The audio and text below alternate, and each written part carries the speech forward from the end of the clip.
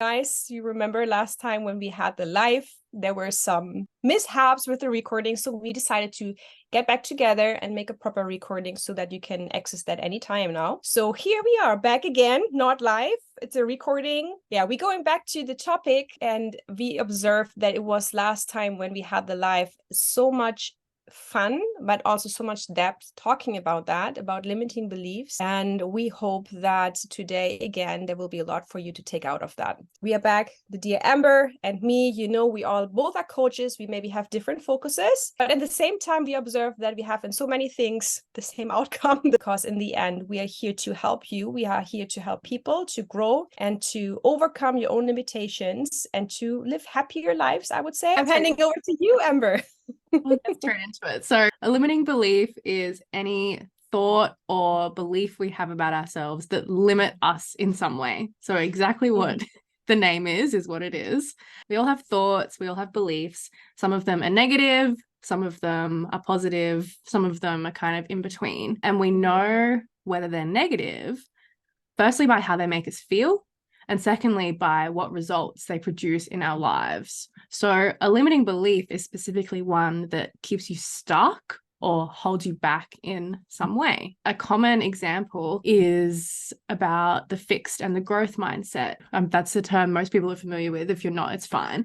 But a fixed mindset, the idea is that you have a fixed mindset, you have fixed mindset beliefs, and they're limiting beliefs that basically come down to, I can't do this, where you don't think you can do something.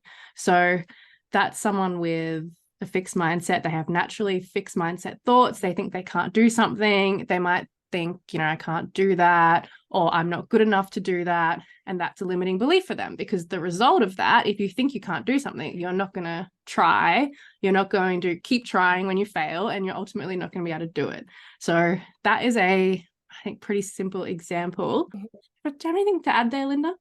Yeah, well, I think just to if you want to visualize it even more, it's like as if you're in a box, right? You can't get out of inside the box. You're in that box. Your movements, your opportunities, everything is limited. It's within these walls. This is how limiting beliefs, what they do to you, that keep you in this box, and you cannot get out of it if you don't work on the boundaries of that box, if you don't find the opening. That's kind of how visualization. you can visualize it. Yes. I like it. Visual learners. Yes. So limiting beliefs, they keep you, it's really you getting in your own way, ultimately. It's your beliefs that are holding you back. We do want to preface this by saying that there are some limiting beliefs, these things, these beliefs, these thoughts, they form over time. And some of your limiting beliefs might come from traumatic experiences that you've had in your life. They might be really deep rooted. They might come from really painful places. And those kinds, they're the ones that you really need to work through with a therapist to get deeper in there. So the limiting beliefs, when we talk about overcoming limiting beliefs, we're not talking about those kind that are really deep and connected to trauma. We're talking about the more kind of surface level ones that you can identify with practice and you can overcome by yourself without the help of a professional. Yeah, and I think I love that you bring that up, because what I observe sometimes now, there's a coach for so many things out there, like they call themselves whatever, and many have then maybe it's 3 months training of, like, call themselves trauma coaches, and they maybe have just a 3 months training where they learn basics, but to be very hard, they don't have the expertise, they don't have the proper training to treat trauma. That's why we brought that up here and said that if your limiting beliefs lead back to trauma, and your coach, if you work with a very well-trained coach, they recognize the signals and they will point that out to you. And so for us, it's very important that there is this awareness of, there are things that belong into therapy, and there are things are just basic limiting beliefs. Like, everyone has some limiting beliefs. I think one reason why it's so important to us is that limiting beliefs, if not dealt with well or not dealt with at all, they can be like self-fulfilling prophecies, right? So if you the whole time repeat in your head the example, I can't do that, or I'm not good enough, you will not be good enough because you focus on that. Like, it's very simple psychology behind that. And I feel like sometimes people talk about it happened because I focused on that. I think some things, negative things, happen because you work towards that, because you believe about yourself that's the only outcome that's possible for you. So we are kind of condemning ourselves in the moment we cling to these limiting beliefs. It sounds cliche, but our minds are so powerful, and what we believe about ourselves tends to come true, because it's exactly right. Self-fulfilling prophecy. What you believe to be true about yourself usually is. So I know it sounds a bit cliche when you say, oh, your mind creates your reality, whatever, but with the limiting beliefs, a lot of the times they really do. And I think you'll see that in our examples later on as well. I think we've got pretty good examples that make that quite clear. What do you think, Amber? How do you know you have limiting beliefs? What are some symptoms you observe often? Okay, so I think they show up. I mean, they show up in a lot of different ways for different people. But I suppose in my work that I do, one I see a lot is people thinking, I'm not good enough. I'm not good enough to do that. I'm not good enough for that. The way that you would know you have limiting beliefs is just if you are holding yourself back from things, if you've got like a feeling in your mind that you want to go and do something, but then you're coming up with all of these negative thoughts or reasons why you shouldn't. If you're constantly telling yourself, no, I can't do this. If you're not setting goals because you feel like there's nothing for you to achieve. If you are setting goals, but you're never achieving them, that could be limiting beliefs too. And then even get things like low self-esteem, that can come from some limiting beliefs like that one I just said, I'm not good enough. That can be a core belief that a lot of people have that shows up in so many ways. Low self-esteem, low self-belief, low self-worth, and then that comes out in relationships and all other things. So there are a few different symptoms, as you will, depending on what the limiting belief is and what part of your life it relates to. Just generally, if you're holding yourself back, not putting yourself out there, if you've got a lot of negative self-talk as well, that's often linked to limiting beliefs too. You have one that you often see with your clients? Yeah, I mean, like a lot of people like to use the term imposter syndrome these days. Like no matter if it's a professional or private life, it's just the word to go to in a coaching world, I feel, for the last 2 years. And I think kind of imposter syndrome, either the limiting beliefs can cause the imposter syndrome, or they can amplify the imposter syndrome, right? That you feel not sufficient or not equipped enough for your responsibility. And that can be in private or professional domains. It doesn't matter. You can feel like an imposter, like someone who's faking it in every area of your life. And whenever you step into something that's new to you, or where you're not as, let's say, well trained at, or any other cause, it can rattle your self-esteem, as you said, right? It can cause you to question everything and question your own value and your own ability. And I feel that's why I would say imposter syndrome is one of the things where, as I said, limiting beliefs either cause it or they amplify it. Another thing, but what I observe sometimes is that limiting beliefs has a lot to do also with certain expectations and complying to certain expectations. For example, in certain cultures, certain professions are expected of you to achieve certain jobs, to become a certain profession that is expected of you. In other cultures, for example, it's expected of you in a certain age to have a family and children. In other cultures, it's again expected of you to have already by 35, you bought your own house already, or you have a certain position already, or a certain income. It doesn't matter what it is. There are certain expectations. And then these expectations, feeling like you have to comply to these expectations, can cause also limiting beliefs like, oh, I'm not having the right profession. I didn't do what is expected of me. Even if it was maybe the perfect profession for you. You maybe picked what you're good at, but it's not what the society or your family expected of you. Or you didn't buy the house in the area where it's expected of you, or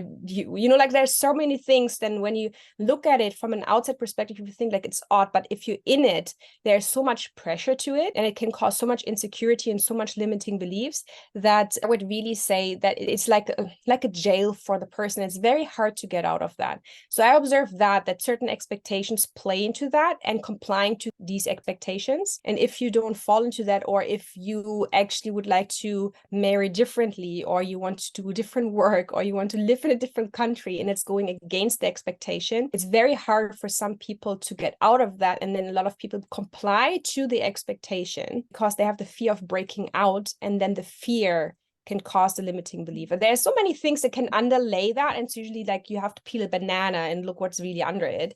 And when people cannot handle feedback well, that is often also an indicator that there are limiting beliefs, because either people, or many times people, not able to receive feedback and they fight against it, or they are taking feedback so much at heart, even though that feedback was not justified. So their objectiveness is missing in limiting beliefs. That's how I would put it. And that's when you see the objectiveness is gone when you make decisions. Of course, we have always a subjective amount, but if it's completely gone, and you stand there and you're almost like you're a lame person, you can't walk in any direction, that usually tells you, hey, here's a limiting belief. You have to look deeper into it, because something is hindering you to either grow or to change direction. Yeah, that's a good one. And I think it's just what you said at the end. It's like a feeling that you're stuck. Like you feel like, part of you wants something, but then there's all these thoughts that are holding you back and stopping you from taking that step. So you're kind of stuck, you're in limbo. And it was good what you were saying about the expectations. And because I guess we should talk about like where the limiting beliefs come from as well. And that is one of them, society, culture, family, things that we've learned over time, things that we've been told that's the right way to do things. But then if internally you want to go in a different direction, those expectations can become limiting beliefs that hold you back. And they also just come from our own experiences as well. We all have gone through tough times, and how you talk to yourself in those times, the experiences you've gone through, how you were raised, how your friends spoke to you, like all of these little things go into our brain over time as we get older, and they stay there and they turn into beliefs that we have about ourselves and the world around us. And they're limiting when they hold you back, prevent you from doing something. Some of your beliefs might just be negative. Some of your beliefs might be positive, but yeah. Right. And I think sometimes that is also something we can do when we observe ourselves. Is it right now enabling me or not? Right? Is this belief or pattern supporting my growth, or is it keeping me in bondage? Where I wish more people would see that there is more freedom to it. So it's very beautiful to see that when we work with clients. And I think we have some examples, and I would love to hear from you now. So basically, a few months ago, I went on a content hiatus in my business. So, I have social media for my business where I market myself, connect with people, things like that.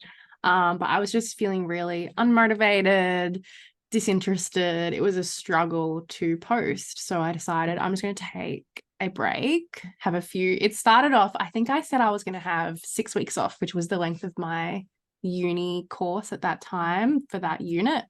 That extended into 4 months. And I just kept pushing it back and pushing it back. Now, to be fair, I did do a rebrand in that time. So I spent a little bit of time being productive. But then when it came to time, I just kept putting it off. And I ended up doing work on it. I think I did some work with my coach. I did some journaling. I did some of my own work. And what I figured out was the reason I was putting it off is because I had the limiting belief. Well, I guess I caught myself thinking, I'll start next week because next week I have more time. I want to enjoy myself this week. I don't want to worry about work. So that doesn't sound like a limiting belief necessarily until you dig into it and figure out what result is that creating.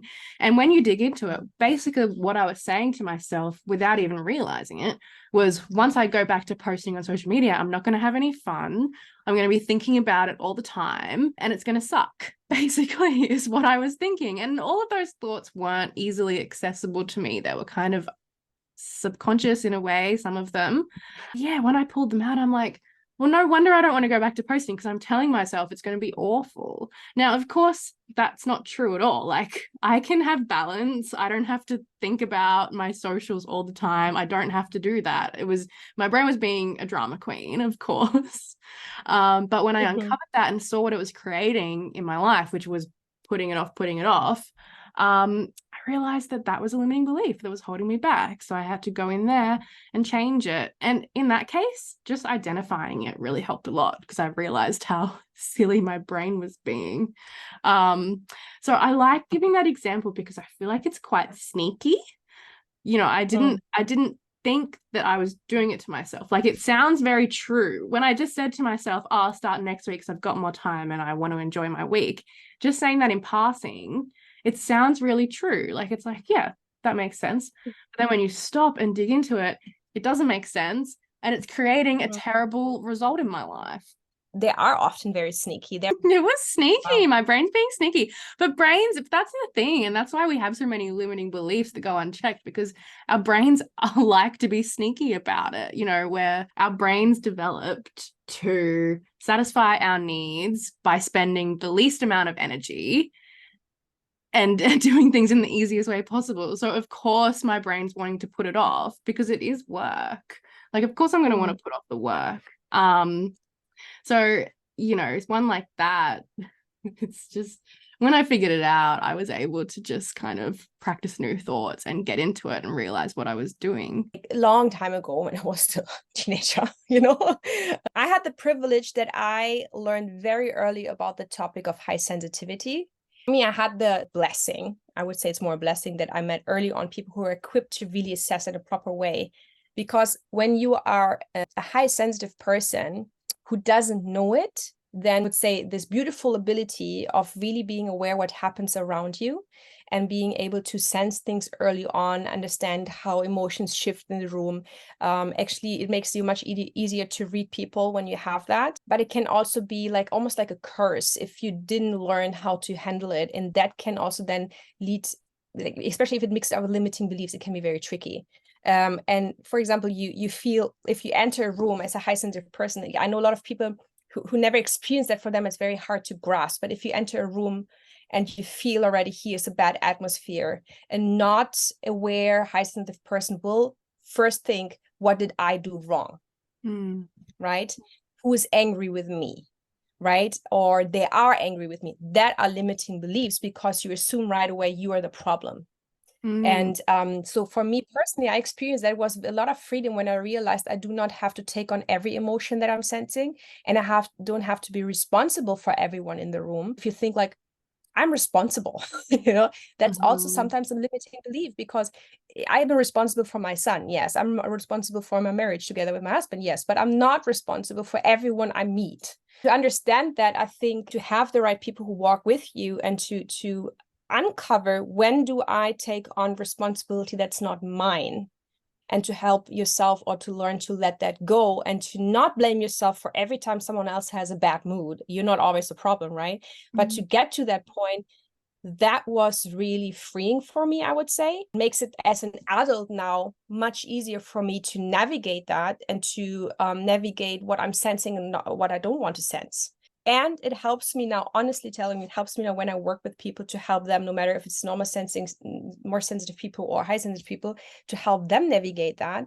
Because it happens that people take on responsibility that is not theirs, happens much more often than we think. Even from people where you think they have all their, sorry, the word, they got that shit together. A lot of people, yeah, especially people who are very good in taking on responsibility, take much more on than they should. And that is also, again, a very sneaky limiting belief, because taking on responsibility is good, right? That's a really interesting example, Linda. I quite like it. And it kind of goes a bit deeper as well. Like, I'm assuming that would have probably impacted you in a lot of different ways back then when you weren't aware of it. So there was probably a fair few ways that those limiting beliefs held you back in different areas, or not even necessarily held you back, but you probably were in your head a lot and feeling like, you know, I think yeah, sorry. Like when you meet people when you meet people who are saying like they're overthinkers, then often the overthinkers have a stronger sensitivity in some sense, because they're like, okay, how do I manage all that, you know? Yeah, so one is, of course, that what I just shared with high sensitivity, when I work with people, especially professionals, where they have to learn to not mix their emotions with work, for example, but also in private areas, right? But the other thing is confidence. You know, like I work a lot also with people, when you meet them first time, you would think they're the most confident people, especially for leaders or people who have responsibilities in their life where they take care of other people. There's a lot of this, you have to deny yourself, you know, to an extreme that is not healthy anymore. And often these beliefs have to do then also with a lack of confidence, because do I have the right to say no? Yeah. Right. So yeah, I feel like this is a very common ones. Like, you know, you're not allowed to say no, for example. Yeah, I can't say no. I can't upset anyone. even Mm. that, like, I can't be the bad guy here. I don't want to be the bad guy. I don't want anyone, no one can be angry with me. No one can be upset with me. When you stop, and I know this is what happens when we talk to clients, but when you stop and look at those thoughts, they're not even realistic. Like, you can't make it so that no one's ever upset with you, no matter what you do. Mm-hmm. Like, someone's going to be upset with you about something at some point in your life. So that's when you can dig in and kind of, well, now I'm going to get into the how to start working through them, but that we would dig into those and kind of challenge them with the client and be like, well, is this realistic? Like, is it realistic that you never upset anyone, that you never make anyone angry, that you keep everyone happy all the time? What are you sacrificing to uphold to this belief? You know, if you're sacrificing time with your family, your health in some cases, I'm sure you've seen that, that's quite serious. And is it worth hanging on to that belief? Basically, I had a client recently, and again, I like to give the sneaky limiting belief examples. So she's had this job for a long time. She wants to leave her job, but it's hard for her to admit that she wants to leave her job because she currently works for a not-for-profit. And that's very, you know, it's kind of, it feels good to work there. It's morale boosting. You feel like you're contributing to a good cause. However, the workplace that she's at, the way that they operate internally is just not for her. She's finding it stressful. She's finding it a bit toxic. We want to use that word, toxic. So she's struggling there. And we talked about it, and we talked about leaving, and she was really reluctant to even admit that she wanted to leave. And when we dug into it, we found her limiting belief was, I can't leave this job to go work at a for-profit entity because that's bad. Like, she just had this, she felt like she had a moral obligation to stay there, because if she left, it's more likely than not she would be working for a for-profit company instead of a not-for-profit. And in her head, she was telling herself that would make me a bad person. That would make me immoral for leaving here to go do something easier somewhere else. So when we uncovered that thought, she was like, it was like a light bulb moment. She was like, oh my God, I didn't even know I was thinking that about this job, that she made it a morality thing. And once we were able to uncover that and talk it out and be logical about it, because often our beliefs aren't very logical. Our brains aren't the best at being logical when they're unchecked. So when we kind of worked through it, came up with a more logical explanation, the answer was easy: leave now and look for other not-for-profit jobs while you're at a new workplace. And she got to that herself. That's what she decided she wanted to do. But she was stuck for so long in this indecision, not even wanting to admit to herself that she wanted to leave because she subconsciously thought that she would be a bad person for doing that. And then we talked about it, and in one session, she's uncovered all these things, and she's like, oh my God, I can leave now. So that was the one I saw recently that was quite good. Another example, like, I think it's kind of similar as well, but more inward directed. So another client, they're at uni, they've gone back to uni to do their masters, and they're already working in the industry they want to be in. This is more just, you know, we talked about it. They laid out their goals. They wanted to learn more. They wanted to develop their career. They wanted to meet more people in the industry, things like that. That was the point of going back. That was the point originally of going back. But then a few weeks in, we had a call, and very stressed, very anxious. She felt like she was behind. She felt like she wasn't doing good enough. She felt like she didn't know enough, and she wanted to drop out. And when we broke it down, we realized that she was setting such a high expectation of herself, going back to expectations like you talked about before. She expected herself to get high distinctions. Subconsciously expected herself to, because she would never have sat there and said, I'm going to uni to get high distinctions. That's not what she actually wanted to do. But she had this programming from her past experiences, you know, high school, whatever, that told her subconsciously, you need to do well or you're a failure. When we uncovered that, she was like, that's not even why I wanted to go to uni. Like, she wanted to go to learn more things, to meet people, all those things I listed before. She didn't go to be the best in the class, but she had this limiting belief that was holding her back, to the point where she was going to totally drop out, give up, because she wasn't getting good grades. And I will say, in the end, her grades were fine. She got like distinctions the whole way through, which is just classic perfectionist overachieving thinking.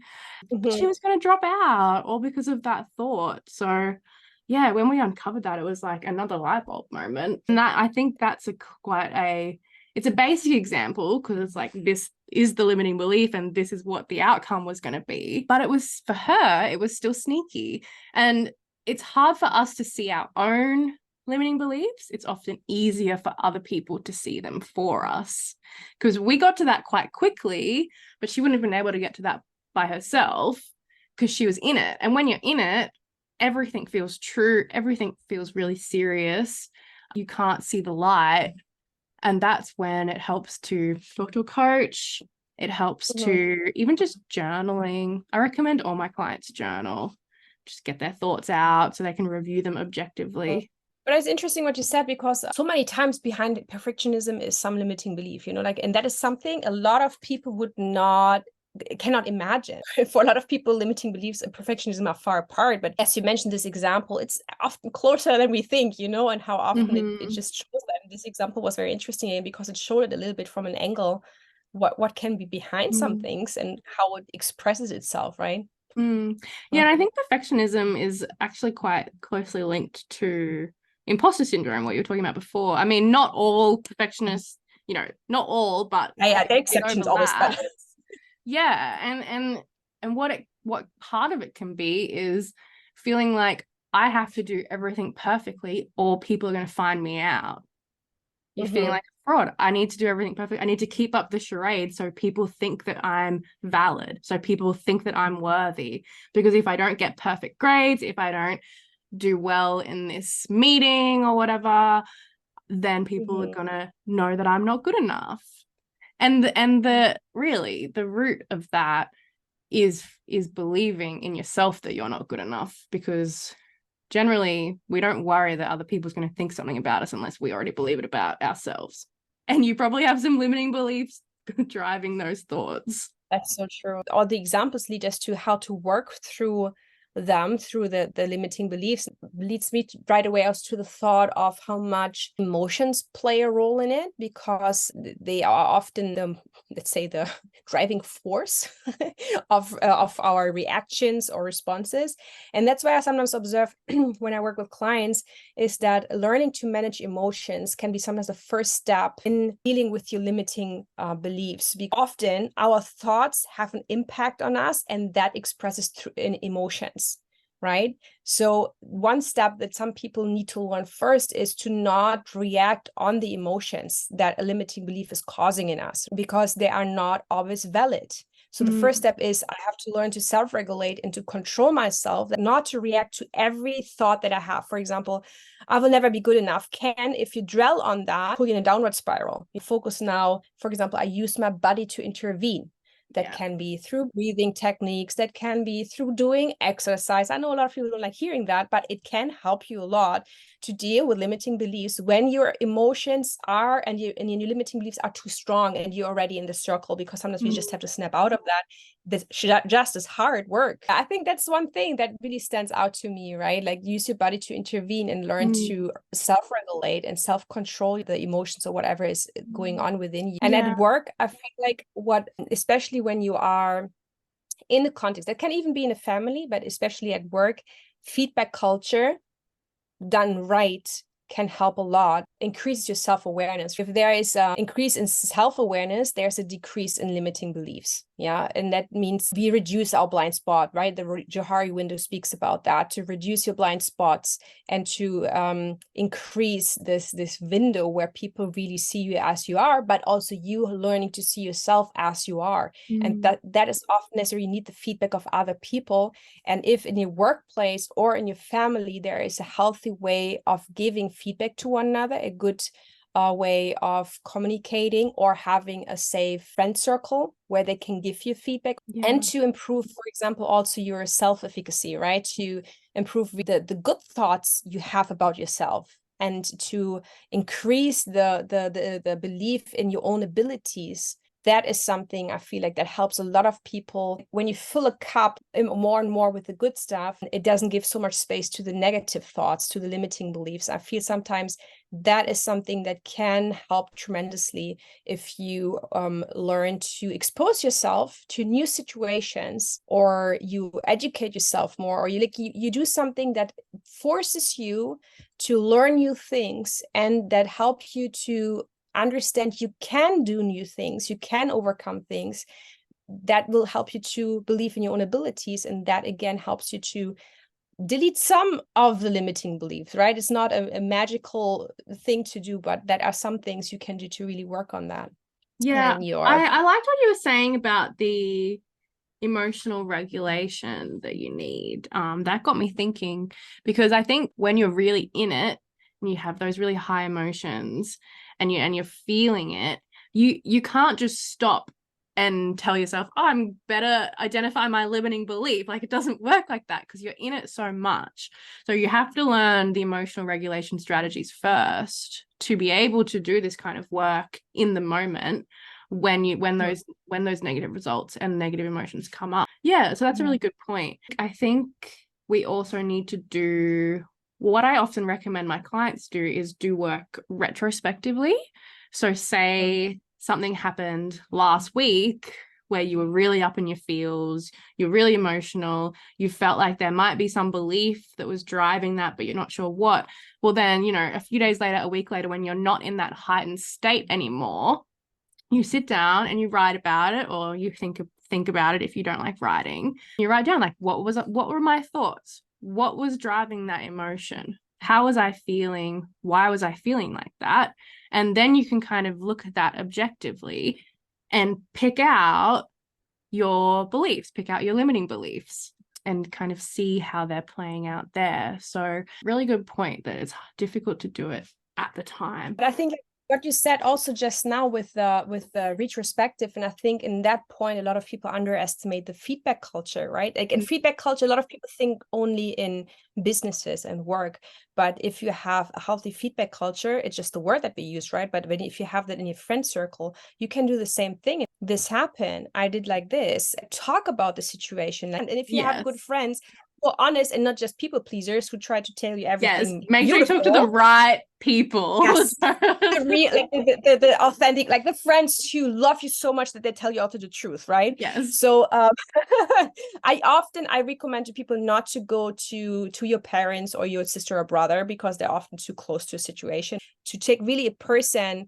who grew with you or you got to know, and then talk stuff through and share with them what happened. I had situations with clients where they said, like, oh, in that situation, that and that went wrong. I could have done that better, and no matter if there are now limiting beliefs behind it or not, and then you dwell on what went wrong the whole time, you can build out of that limiting beliefs. That is all sometimes what people forget, is you can have limiting beliefs and you can work on them, but you can also start implementing new ones if you continue to have an unhealthy thinking pattern. So if you dwell the whole time only on what you did wrong, but you don't think about what you could do better and then try to do it better, right? If something really was your fault, then you will just think next time you will fail again, So I sometimes say to my clients, instead of playing in your head, because that's a lot of people do that, they replay in their head all the time the disaster. Stop that, lay down, relax, and imagine how you do the same situation better. So that next time when you come in a similar situation, it's easier for you to not go into the negative downward spiral again, but to do it better and to not implement then a new fear, right? And to be blocked from actually trying it out again. So get back on the horse kind of thing, Yeah. And you're kind of visualizing, it can sound a bit silly, like sit down and visualize that you had have done it better, but there's actually I'm pretty sure there's like neuroscience behind that, because once your brain, there's been studies on this, like once you do something mentally and you imagine yourself doing it, you're actually more likely to do it better in the future. Like there's been studies that prove that. So that's a really good point. And on a similar line, like what a lot of the work I do with my clients is rewiring those limiting beliefs, picking new beliefs to think instead. Usually you have to build up to like a goal belief that's really good, but you have to start small because you can't go from I hate myself to I love myself because it's too far. But you start like building up more and more positive beliefs, and you pick new thoughts and you practice them on purpose before the bad thing happens or before the stressor happens. Like you have to actually practice these positive thoughts, because the reason that our negative thoughts are so prominent is because we've thought them so many times. Like someone who has the core belief, I'm not good enough, they've thought that thousands of times in their life, maybe not those exact words, but something along the same lines. So that gets reinforced in our brain. The more you say something, the stronger it is. So to counter that, you have to purposely think positive thoughts and practice them over and over and over. And then the idea is once you've practiced them, hopefully half as many times as your negative thoughts, hopefully not thousands, but once you've practiced them enough, they become your automatic thoughts then, instead of those old negative ones. Like you and me, we love things like neuroscience. Yeah. So a lot of things we do is really based on psychology and science. A lot of things we suggest our clients to do are based on really proven things that can help. Like, for example, what you said, like it's neuroplasticity, right? Yeah. The belief that you can learn something, you implement something new. So read also more about neuroscience and neuroplasticity, and it will show you that it's really something, a tool you can use very well for limiting beliefs. I highly recommend learning about neuroplasticity. That made big difference before I was a coach, that made a big difference in my personal learning. Just like when you learn the science and you're like, oh, there's actually science that supports the idea that I can grow, I can change, I can learn. I'm not stuck with this brain that is making me miserable. That opened up a lot of things for me. So yeah, if you're interested, highly recommend. Neuroplasticity is a great area to research. Cognitive behavior therapy or some tools from that are also very good for limiting beliefs. There's so much what people can do. I guess my go-to is always journaling. Like that is always my go-to. Journaling, there's journal prompts online, there's worksheets you can do. CBT, there's a lot of free CBT worksheets online about challenging your beliefs. If you want to get really technical with it, you can find them, and it gives you like a step-by-step, like how to identify your thoughts, how to see what they're causing in your life, how to pick new thoughts instead. There's worksheets, there's coaching, there's therapy, and there's things that you can do that will make this work easier, like regular mindfulness practice, meditation practice, things that help you get more in tune with yourself so you can actually see what's going on. Also, you can kind of observe your thoughts in a more objective way. And I like what you said with the mindfulness and all, because I observe also that when you're mentally in a more stable place, it will be easier for you to deal with limiting beliefs. And if you're unstable or right now having a lot of trouble going on, whatever area of your life, it's harder for you to work on limiting beliefs. It's not impossible, it's harder. And that's why sometimes I think things like exercise, good nutrition, meditation, mindfulness, however people want to call it, these things, when they help you to be at balance, that will be one side preventative also to keep you from limiting beliefs, but it also will help you to work healthier on existing limiting beliefs, right? And I feel like I want to point out to everyone watching this, Amber and I, we have on our various social media platforms, we give a lot of free information and a lot of free resources out there, right? Like, yes, of course, we offer coaching, you guys can contact us. But I really want to point out, because we believe on helping people, a lot of things we want to share with people, we have a lot of resources on our social media platforms, which will be on both of our platforms linked below. Nearly the topic of our next call.